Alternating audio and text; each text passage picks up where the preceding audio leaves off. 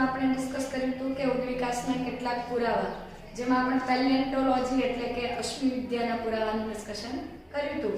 આજે આપણે બીજા અન્ય પુરાવા જેવા કે ગર્ભવિદ્યાના પુરાવા તેમજ બાહ્યકાર અને અંતસ્થ રચનાના પુરાવાઓ અથવા એવિડન્સીસ કે જેના બેઝ પર આપણે પ્રૂવ કરી શકીએ કે એવોલ્યુશનથી એક સ્પીસીસ જે છે તેમાંથી નવી સ્પીસીસ કેવી રીતે ઓરિજિનેટ થઈ હશે.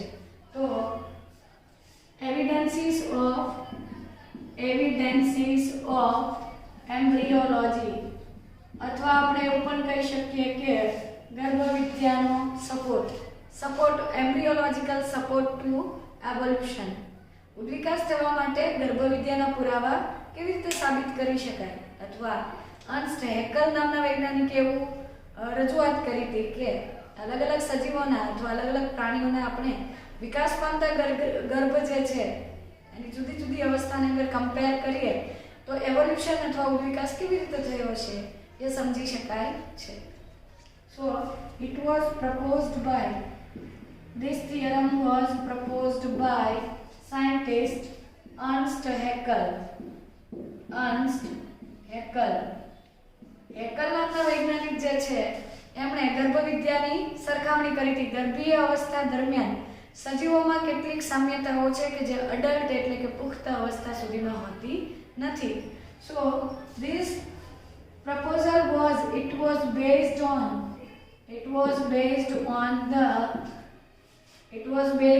certain features based on observation of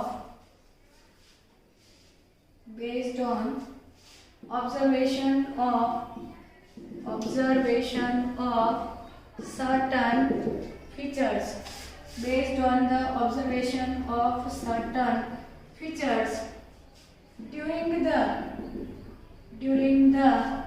embryonic stage.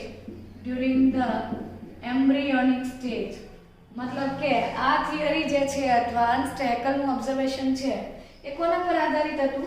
કેટલાક સર્ટન ફીચર્સ એટલે કે અમુક લાક્ષણિકતાઓ અથવા લક્ષણો કે જે એમ્બ્રિયોનિક સ્ટેજમાં બધા જ પૃષ્ઠવંશીઓમાં સામાન્ય હતી, પરંતુ જે પુખ્ત સ્વરૂપો છે તેમાં એબ્સન્ટ હતી, ગેરહાજર હતી. So during the embryonic stage common to all vertebrates but absent in adults.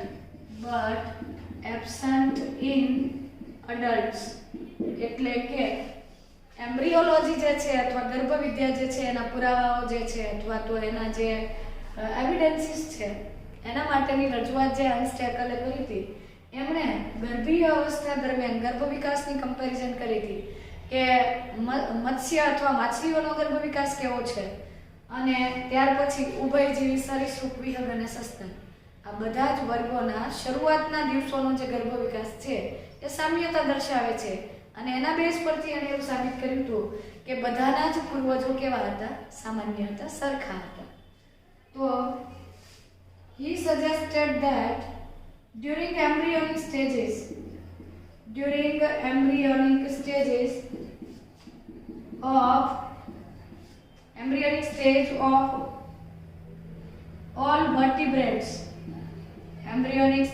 of all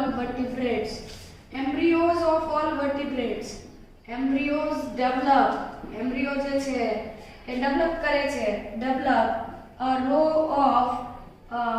row of vestigial gill slit just behind the head.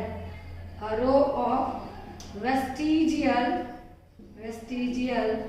gill slit just behind the head during the embryonic stage, but this is only functional. मतलब કે જે વેસ્ટિજિયલ Gill slit બને છે શીર્ષના પશ્ચ ભાગે, this is the only, it is a functional organ only in fishes but absent in other animals or vertebrates. Haeckel નામના વૈજ્ઞાનિકે ગર્ભીય અવસ્થાના પુરાવાઓ જે સાબિત કર્યા એમાં એમણે એવું સૂચિત કર્યું કે માછલીઓ ઉભયજીવી, સરીસૃપ, વિહંગ અને સસ્તન આ બધાના શરૂઆતના જે ગર્ભ વિકાસ છે એમાં હેડની જસ્ટ બિહાઇન્ડ એટલે કે શીર્ષની તરત પાછળ વેસ્ટિજિયલ ગિલ સ્લિટ્સ બને છે, એટલે કે અવશિષ્ટ ઝાલર ફાટો બને છે. આ ઝાલર ફાટો ફક્ત પુખ્ત માછલીઓમાં સક્રિય રીતે કાર્યરત છે અને બાકીના સજીવોમાં અડલ્ટ સ્ટેજમાં એટલે કે પુખ્ત અવસ્થામાં તે જોવા મળતી નથી, એબ્સન્ટ હોય છે.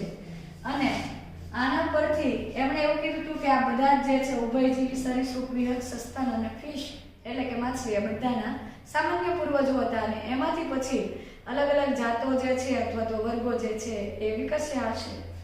But this theory was this proposal was disapproved on the careful study by another scientist, that is Carl Ernst von Baer અથવા બાયર, જે અર્ન્સ્ટ હેકરનું જે સજેશન હતું એને ખોટું સાબિત કર્યું કાર્લ અર્ન્સ્ટ વોન બેયરે. અર્ન્સ્ટ વોન બેયર જે છે એમણે એવું સજેસ્ટ કર્યું કે ભાઈ આ જે ગિલ્સ છે અથવા ગિલ સ્લિટ્સ જે છે વેસ્ટિજિયલ ગિલ સ્લિટ એ ફક્ત એમ્બ્રિયોમાં જોવા મળે છે અને એ અડલ્ટ ફિશમાં છે, પરંતુ બાકીના જે સજીવો છે એમાં તો એ એમ્બ્રિયો જે છે એ અડલ્ટ સુધી પહોંચતો જ નથી. મતલબ આવી કોઈ કેરેક્ટરિસ્ટિક અડલ્ટમાં છે જ નહીં, તો આને આપણે 100% સાચી માની શકતા નથી.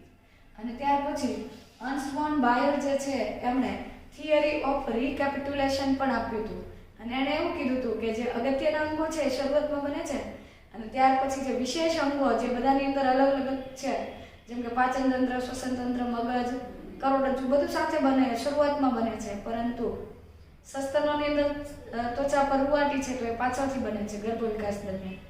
એવી રીતે પક્ષીઓની અંદર પીંછા છે તો એ ગર્ભ વિકાસમાં પાછળથી બનતી રચનાઓ છે. માછલીઓની અંદર જે ભીંગડા છે તો એ પછીથી બનતી અવસ્થાઓ છે. બાકી પાચન, શ્વસન કે રુધિરાભિસરણ તંત્ર શરૂઆતમાં બને છે. તો એ રિકેપિટ્યુલેશન થિયરીથી એમણે આ ખોટું સાબિત કર્યું કે ભાઈ વેસ્ટિજિયલ ગિલ સ્લિટ જે છે એ તો ફક્ત ગર્ભીય તબક્કે છે, અડલ્ટમાં તો હોતી નથી. He suggested that these gill slits are absent in other animals or vertebrates, and he even suggested that Ernst von Baer જે છે અથવા બાયર જે છે એમણે એવું પણ સજેસ્ટ કર્યું કે they do not undergo adult stages. they मतलब કે એમ્બ્રિયો, આ એમ્બ્રિયો કે જેની અંદર ગિલ સ્લિટ છે એવા એમ્બ્રિયો અન્ય પ્રાણીઓ, માછલી સિવાયના પ્રાણીઓમાં તો પુખ્ત અવસ્થા સુધી જતા જ નથી, એટલે કે પુખ્ત પ્રાણીની અંદર આવી કોઈ રચના નથી. તો આ જે ગર્ભવિદ્યાના પુરાવા છે જે હેકલે આપેલા હતા એ 100% આપણે ઉદ્વિકાસ માટે કન્સિડર કરી શકીએ નહીં, એવું અર્ન્સ્ટ વોન બાયર જે છે અથવા અર્ન્સ્ટ વોન બાયર જે છે એમણે પુરવાર કર્યું. અને એમણે એવું પણ સૂચિત કર્યું કે જે સરખા અથવા ફંડામેન્ટલ જે ઓર્ગન્સ છે એ તો શરૂઆતમાં બની જાય છે, જુદા પડતા અંગો છે એ ગર્ભ વિકાસના અંતિમ તબક્કે સર્જાય છે. તો આ રીતે એમણે ગર્ભવિદ્યાના પુરાવાઓ જે છે એની અર્ન્સ્ટ હેકલની માન્યતા જે છે એને ખોટી સાબિત કરી. ચાલો તો હવે સમજીએ morphological and anatomical evidences for evolution, એટલે કે બાહ્યાકાર વિદ્યા અને અંતસ્થ રચનાના પુરાવાઓ. સો મોર્ફોલોજિકલ એન્ડ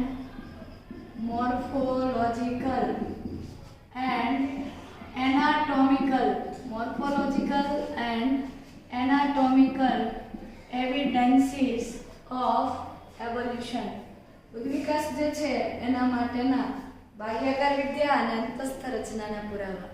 આપણે કમ્પેરેટિવ એનાટોમી કરીએ એટલે કે સરખામણી કરીએ, અંતસ્થ રચના કે બાહ્ય રચનાને કમ્પેર કરીએ તો એવું ખબર પડે કે જુદા જુદા પ્રાણીઓ એવા છે કે જેની અંદર કેટલાક સરખા લક્ષણો અથવા કેટલીક સરખી રચનાઓ જોવા મળે છે. સો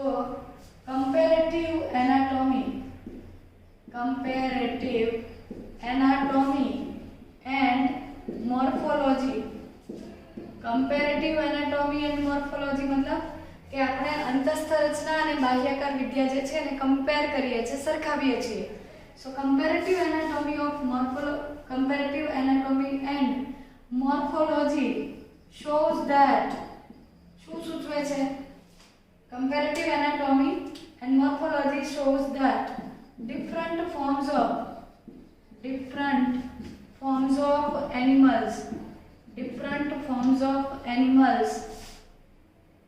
have some common structures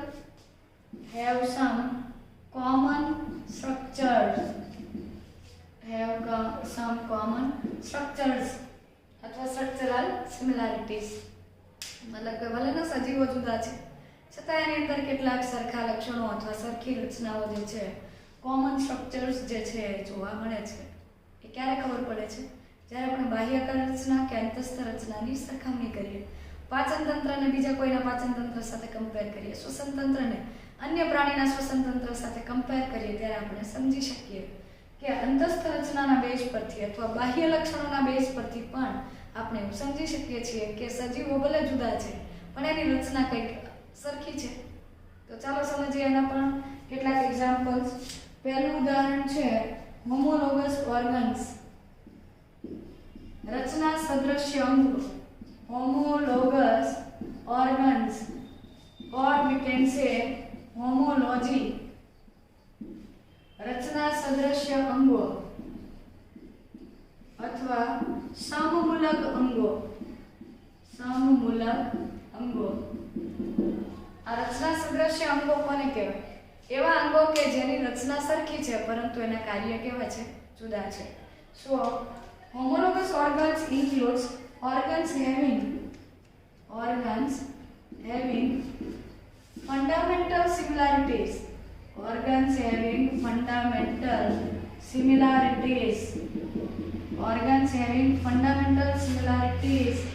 in origin and structure but perform different functions. એવા અંગો કે જેની રચના અને ઉત્પત્તિ સરખી છે, એનો ઉદ્ભવ એક સામાન્ય જગ્યા પરથી છે, એની રચના પણ સરખી છે પરંતુ એમના કાર્ય કેવા છે? જુદા છે. ડિફરન્ટ ફંક્શન્સ કરે છે. આ ઘટનાને this phenomenon is known as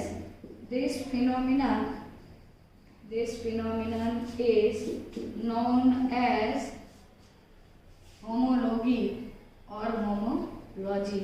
રચના સદૃશ્યતા કહેવાય છે. એવા અંગો કે જેની અંદર ફંડામેન્ટલ સિમિલારિટીઝ છે. કઈ બાબતમાં એવો એકદમ સામ્યતા ધરાવે છે? જે તે અંગનો ઉદ્ભવ અને એની રચના એકદમ સરખી છે પણ એના કાર્ય કેવા છે? અલગ છે. તો એના એક્ઝામ્પલમાં આપણે લખીએ તો એક્ઝામ્પલ અલગ અલગ લિમ્સ લઈએ કે હેન્ડ ઓફ હ્યુમન, મનુષ્યના હાથ. ફૂટ ઓફ ચિતા જે છે એના પગ. ફ્લિપર્સ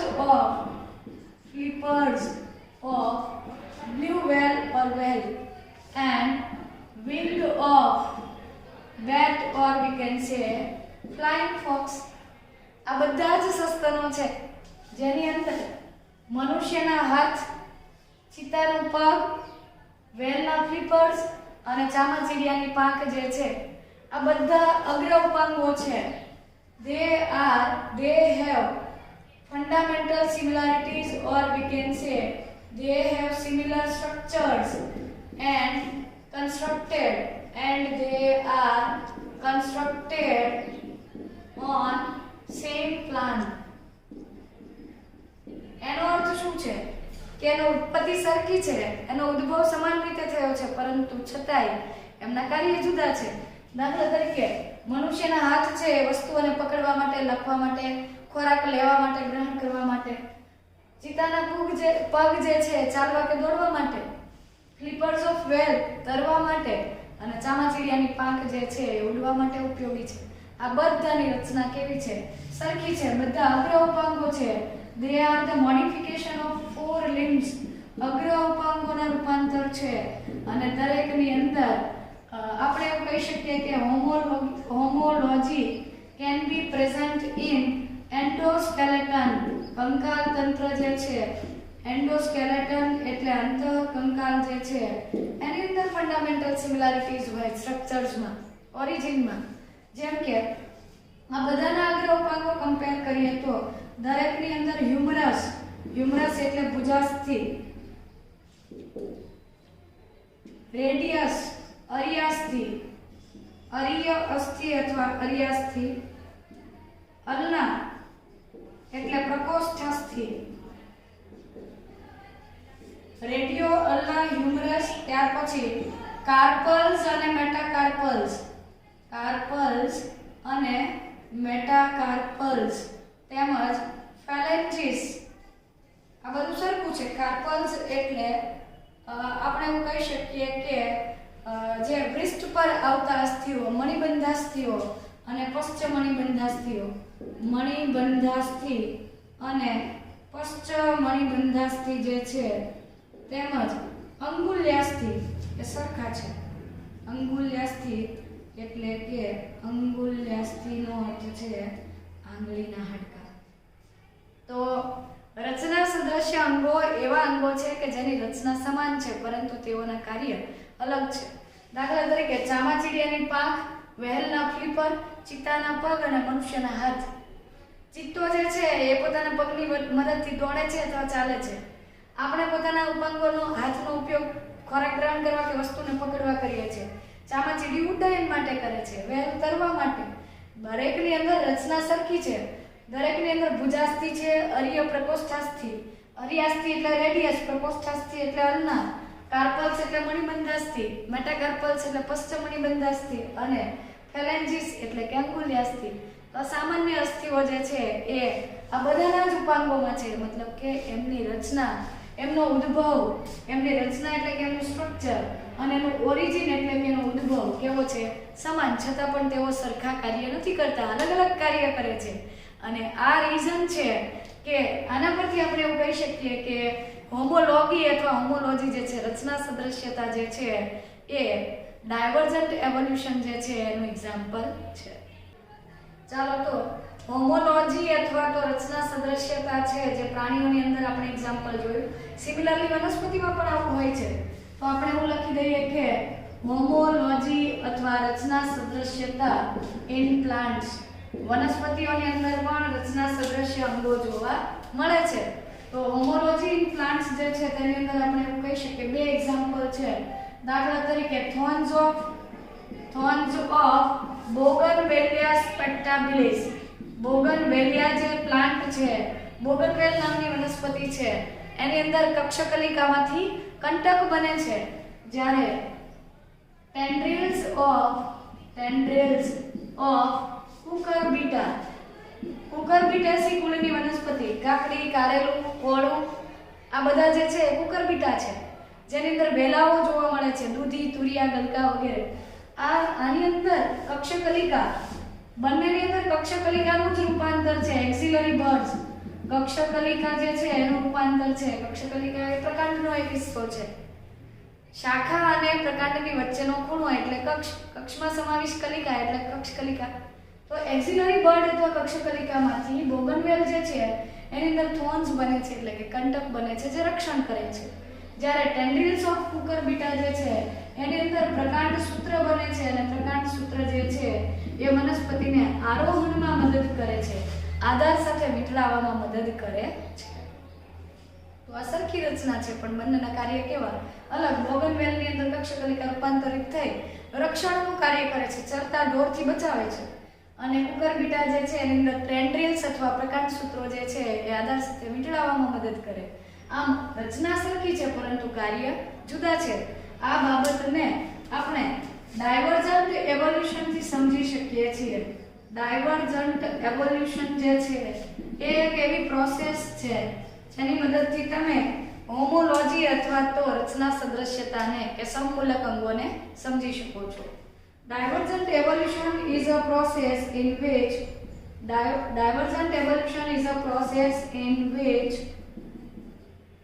related species એટલે એકબીજા સાથે નજીકની જાતિઓ જે છે સંકળાયેલી જાતિઓ.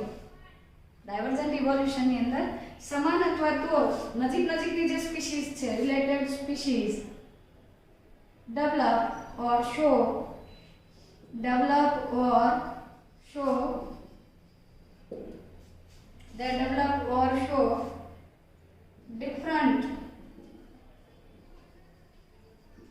different features or different functions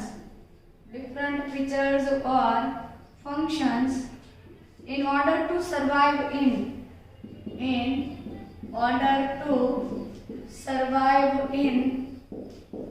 different environmental conditions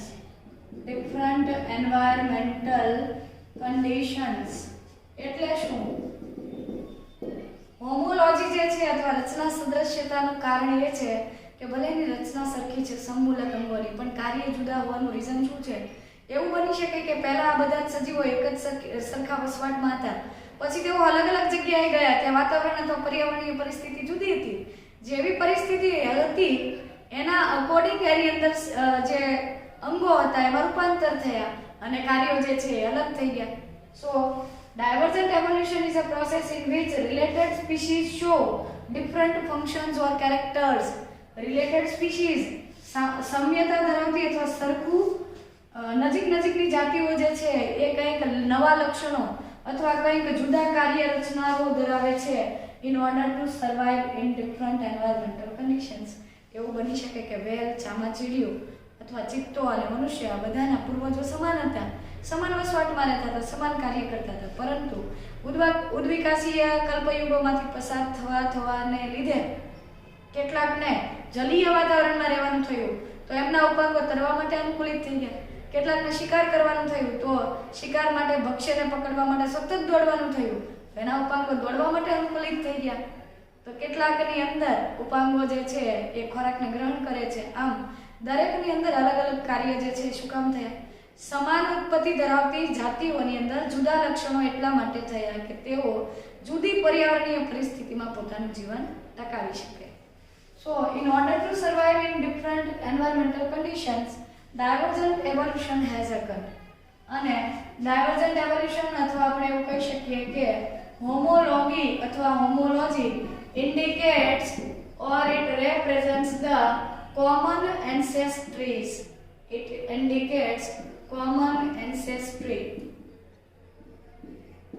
Common ancestry નો અર્થ શું થાય કે એની અંદર પૂર્વજો કેવા હતા? સમાન હતા. તો આ રીતે આપણે અપસારી અને અભિસારી, અપસારી પરથી એવું કહી શકીએ કે શરૂઆતમાં બધા એક હતા અને પછી બધા અલગ અલગ ફાટામાં વિભાજિત થયા, જેને જ્યાં જેવી પરિસ્થિતિ મળી ત્યાં એમના અનુકૂલન બદલાણા અને એના કારણે જે તે અંગોની રચના સરખી હોવા છતાં થોડા ઘણા ચેન્જીસ થઈ અને કાર્ય જે તે વિસ્તાર મુજબ અથવા આબોહવા મુજબ તેઓ કાર્ય કરવા માટે ટેવાઈ ગયા. ચાલો તો હવે આપણે એનાલોગસ અથવા એનાલોગસ ઓર્ગન્સ જે છે કાર્ય સદૃશ્ય અંગો અથવા કાર્ય સદૃશ્યતા છે એના પુરાવાઓ જે છે એ પણ સમજી લઈએ. સો હોમોલોજી પછી છે એનાલોજી અથવા એનાલોગસ ઓર્ગન્સ કાર્ય સદૃશ્ય અંગો અથવા એનાલોજી અથવા એનાલોગસ ઓર્ગન્સ જે છે તેને આપણે કહીશું કાર્ય સદૃશ્ય અંગો, સમાન કાર્ય કરતા અંગો. આ પર્ટિક્યુલરલી એવા અંગો છે કે જેની રચનાઓ એકદમ અલગ છે છતાં તેઓ સરખા કાર્ય કરે છે.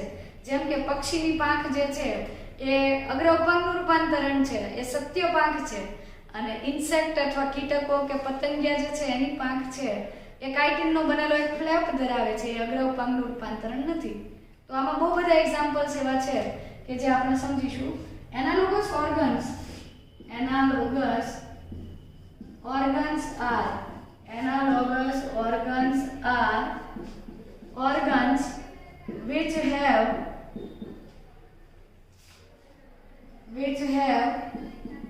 similar functions but different origin and structures.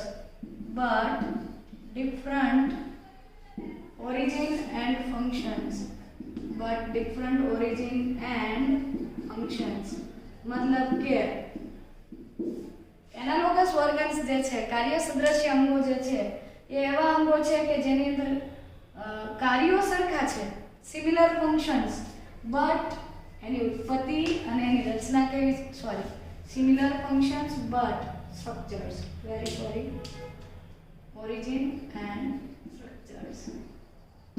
તો કાર્ય સદૃશ્ય અંગો એવા અંગો છે કે જેના ફક્ત અને ફક્ત કાર્ય કેવા સરખા, પણ એની રચના અથવા ઉત્પત્તિ કેવી છે, અલગ છે. એટલે કે ઉત્પત્તિ અને રચનાની દ્રષ્ટિએ, ઉત્પત્તિ તેમજ રચનાની દ્રષ્ટિએ તેઓ ડિફરન્ટ છે, એટલે કે અલગ છે. આવા જે પ્રાણીઓ છે એને એનાલોગસ અથવા આવા પ્રાણીના અંગોને એનાલોગસ ઓર્ગન્સ તરીકે ઓળખવામાં આવે છે. એનાલોગી જે છે આ ઘટનાને, this phenomenon is known as analogy. આ ઘટનાને એનાલોજી અથવા એનાલોગી તરીકે, એટલે કે કાર્ય સદૃશ્યતા તરીકે ઓળખવામાં આવે છે. તો કાર્ય સદૃશ્ય અંગો જે છે એ એવા અંગો છે કે જેના કાર્ય સમાન પણ રચના જુદી છે. ચાલો તેના સર્ટન એક્ઝામ્પલ્સ આપણે સમજીએ કે કાર્ય સદૃશ્ય અંગોનું પહેલું એક્ઝામ્પલ છે કે પાંખ જે છે, પક્ષી અને કીટક બંનેની પાંખ. પક્ષીઓની પાંખ જે છે, બર્ડ્સ જે છે એમની વિંગ્સ જે હોય છે, the wings of birds are modified forelimbs. અગ્ર ઉપાંગો જે છે એનું રૂપાંતરિત સ્વરૂપ છે. અગ્ર ઉપાંગોનું રૂપાંતરિત સ્વરૂપ છે પક્ષીની પાંખ, અને આ પાંખ જે છે સત્ય પાંખ ગણાય છે. જ્યારે ઇન કેસ ઓફ ઇન્સેક્ટ્સ અથવા તો બટરફ્લાય જે છે, પતંગિયા છે, વંદો છે, ભમરા છે, આ બધાની અંદર એની જે પાંખ છે અથવા વિંગ્સ જે છે, it is a flap of chitin. A chitin નો બનેલો એક ફ્લેપ અથવા પડદો છે, એની અંદર કોઈ અગ્ર ઉપાંગનું રૂપાંતર હોતું નથી. તો પક્ષીની પાંખ પણ ઉડવાનું કાર્ય કરે છે અને કીટકની પાંખ પણ ઉડવાનું કાર્ય કરે છે, પણ બંનેની રચના કેવી છે, જુદી છે. Another example we can say, બીજું એક્ઝામ્પલ આપણે લઈ શકીએ આંખ. કોની અંદર? એક તો ઓક્ટોપસ જે છે, ઓક્ટોપસની આઈ જે છે અને મેમલ્સની આઈઝ જે છે એ અલગ અલગ રચના પરથી ઉદ્ભવેલી છે, છતાં બંને દ્રષ્ટિની પરાવર્તી ક્રિયા કરે છે, એટલે કે તેની મદદથી પ્રાણીઓ જોઈ શકે છે, પ્રતિબિંબ રચાય છે. ઓક્ટોપસની આંખ જે છે it is formed from, એનું નિર્માણ જે છે, આ ઓક્ટોપસની આંખ જે છે એનું નિર્માણ જે છે ગર્ભ વિકાસ દરમિયાન સ્કિનમાંથી થાય છે. ત્વચાના કોષોમાંથી રેટિના બને છે. ત્વચાના કોષો જે છે એમાંથી એનો નેત્રપટલ અથવા રેટિના ઉદ્ભવે છે. જ્યારે મનુષ્યની આંખ જે છે એની અંદર એમ્બ્રિયોનિક સ્ટેજ પર બ્રેઇન જે છે, મગજ જે છે એના કોષોમાંથી નેત્રપટલ અથવા રેટિનાનું ડેવલપમેન્ટ થાય છે. તો બંનેની અંદર દ્રષ્ટિની પરાવર્તી ક્રિયા થાય છે, બંનેમાં નેત્રપટલ બને છે, પણ ઓક્ટોપસની અંદર નેત્રપટલ જે છે એની રચના સ્કિન પરથી થાય છે. મેમલ્સની આંખમાં નેત્રપટલની રચના જે છે બ્રેઇનમાંથી, ડેવલપિંગ એમ્બ્રિયો જે છે વિકસતા ગર્ભના મગજના જે કોષો છે એમાંથી રેટિના અથવા તો નેત્રપટલ બને છે. તો બંનેમાં રચના જુદી છે, છતાં બંનેની આંખ દ્રષ્ટિની પરાવર્તી ક્રિયા કરે છે. ત્રીજું એક્ઝામ્પલ છે flippers of penguins and dolphins. Dolphins અને પેંગ્વિન્સ જે છે એ બંનેની અંદર ફ્લિપર્સ જે છે તરવામાં ઉપયોગી અંગ છે, છતાં પણ બંનેનો ઉદ્ભવ કેવો છે, અલગ. તો આવા જે અંગો છે એને કાર્ય સદૃશ્ય અંગો કહેવાય છે, અથવા આ ઘટનાને એનાલોગી તરીકે અથવા એનાલોજી તરીકે ઓળખવામાં આવે છે. ચાલો તો ત્યાર પછી આપણે અન્ય અંગોની વાત કરીએ અથવા ઉદાહરણ જોઈએ કે જે કાર્ય સદૃશ્ય છે. તો ચોથું એક્ઝામ્પલ છે potato and sweet potato. Potato and sweet potato બંને ખોરાકનો સંગ્રહ કરતી રચના છે, બંને ભૂમિગત છે. પોટેટોની અંદર it is the modification of stem.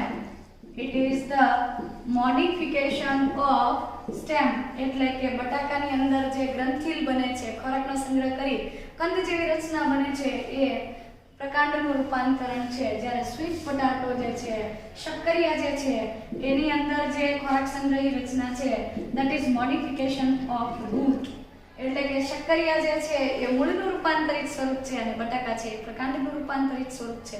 આ બંનેની અંદર દેખાતા અથવા કાર્ય છે ખોરાકનો સંગ્રહ, બંને કાર્ય સરખું કરે પણ વપરાતી રચના જે છે અલગ છે. એકની અંદર પ્રકાંડનો ઉપયોગ થાય છે, એકની અંદર મૂળનો. છતાંય બંને ભૂમિગત છે, બંને ખોરાક સંગ્રહી છે, બંનેમાં સ્ટાર્ચનું પ્રમાણ સારું છે. ત્યાર પછી પાંચમું એક્ઝામ્પલ આપણે લઈએ તો ટ્રેકિયા ઓફ ઇન્સેક્ટ. ટ્રેકિયા શ્વાસ નળી અથવા શ્વસન નલિકા. Trachea of insect and lungs of mammals or humans. સસ્તનો કે વર્ટિબ્રેટ્સ જે છે એની અંદર જોવા મળતા લંગ્સ અથવા ફેફસા. ટ્રેકિયા એટલે શ્વાસ નળી અને લંગ્સ એટલે કે ફેફસા. સસ્તનોની અંદર જોવા મળતા ફેફસા જે છે they are derived from endoderm. endoderm નો અર્થ થાય કે અંતઃગર્ભ સ્તરમાંથી ઉદ્ભવે છે, જ્યારે ટ્રેકિયા જે છે એ એક્ટોડર્મ એટલે કે બાહ્ય ગર્ભ સ્તરમાંથી ઉદ્ભવતી રચના છે. તો 5 એક્ઝામ્પલ થયા. કાર્ય સદૃશ્ય અંગો જે છે એમાં ફક્ત કાર્ય સરખા છે, રચના અને ઉદ્ભવ કેવો છે અલગ છે. દાખલા તરીકે પહેલું એક્ઝામ્પલ હતું પાંખ. પક્ષીની પાંખ અગ્ર ઉપાંગમાંથી બને છે અને જે કીટકો છે એની પાંખ જે છે એ અગ્ર ઉપાંગના બદલે ફક્ત કાઇટિનનો એક પડદો છે, છતાં બંને ઉડ્ડયનનું કાર્ય કરે છે. બીજું એક્ઝામ્પલ આપણે જોયું કે વેલ અને પેંગ્વિનના જે ફ્લિપર્સ હતા, બંને તરવાનું કાર્ય કરે છે બટ બંનેની અંદર રચના કેવી છે અલગ અલગ છે. તો અલગ અલગ પ્રાણીઓની અંદર ઘણા બધા એવા એક્ઝામ્પલ્સ છે, જેમ કે પોટાટો અને સ્વીટ પોટાટો જે છે વનસ્પતિમાં એક્ઝામ્પલ જોઈએ તો બટાકાની અંદર પ્રકાંડ જે છે ખોરાકનો સંગ્રહ કરે છે અને શક્કરિયાની અંદર ભૂમિગત મૂળ છે ખોરાકનો સંગ્રહ કરે છે.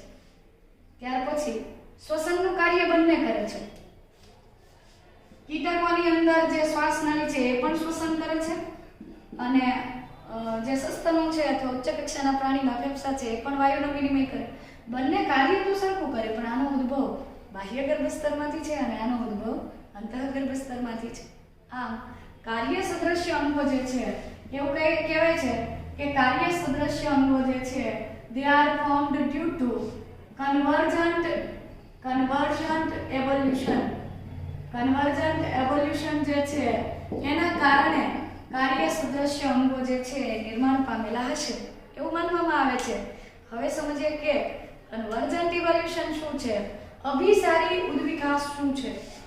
અપસારી અને અભિસારી. તો અભિસારી ઉદ્વિકાસ શું છે? Convergent evolution. Convergent evolution is a process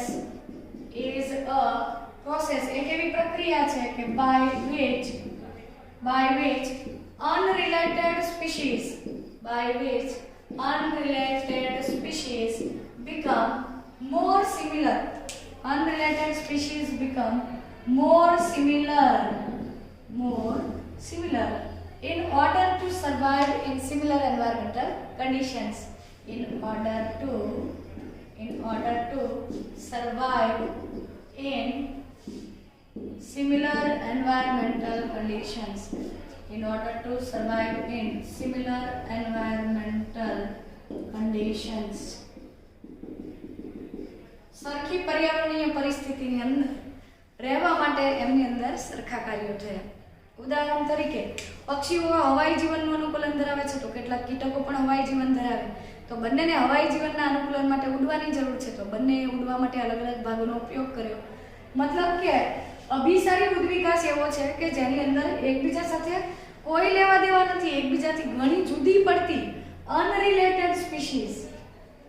Convergent evolution is a process in which unrelated species એકબીજા સાથે નથી સામ્યતા ધરાવતી, નજીકના જોડાણ નથી ધરાવતી એવી સ્પીસીઝ become more similar, તેઓ સરખા લક્ષણ વિકસાવે છે. શું કામ?